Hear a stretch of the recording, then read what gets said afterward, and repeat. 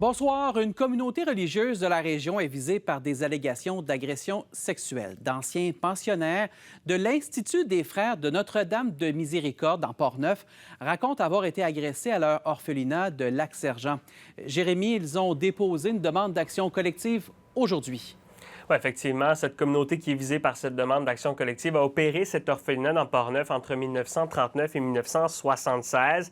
Aujourd'hui, dans cette demande, on apprend que 3 personnes allèguent avoir été victimes d'agressions sexuelles répétées au sein de cet orphelinat, qui était aussi connu sous le nom de l'Institut Saint-Jean-Baptiste. On apprend que 5 frères auraient agressé à répétition ces enfants pendant plusieurs années entre 1961 et 1973 et que la congrégation aurait été mise au courant de ces faits sans pour autant sanctionner ses membres. Le cabinet qui représente la congrégation nous apprend qu'il resterait très peu de cette communauté aujourd'hui. On en est à étudier les différentes procédures. On nous explique dans une déclaration qu'un seul membre de la communauté est toujours vivant et qu'il n'apparaît pas possible d'entrer en contact avec celui-ci.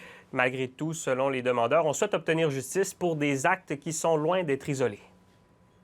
C'est vraiment pour démontrer qu'il y avait un problème d'agression sexuelle qui était systémique au sein de cette congrégation-là et de cet institut-là, et qui s'est vraiment perduré dans le temps, que ce n'était pas un frère agresseur sur une année, non, c'était vraiment répété, continu.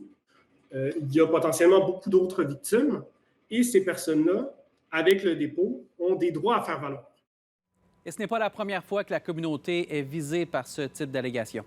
Oui, en 2017, le frère Jean-Paul Thibault est visé par des allégations similaires alors qu'il est membre de l'Institut des Frères de Notre-Dame de Miséricorde pour des faits qui se seraient produits cette fois au Collège Saint-Hilaire, tout près du Mont-Saint-Hilaire dans les années 80. Il est donc déclaré coupable en 2017 et la congrégation a été forcée depuis de payer plusieurs centaines de milliers de dollars en dédommagement. Très bien. Merci, Jérémy. Au revoir.